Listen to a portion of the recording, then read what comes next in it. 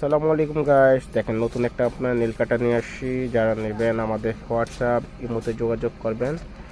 আর আপনার খুলে দেখাচ্ছে প্রোডাক্টটা, খুবই সুন্দর একটা প্রোডাক্ট। কালারগুলো খুবই ইউনিক আর প্রত্যেকটা প্রোডাক্টই খুবই ভালো।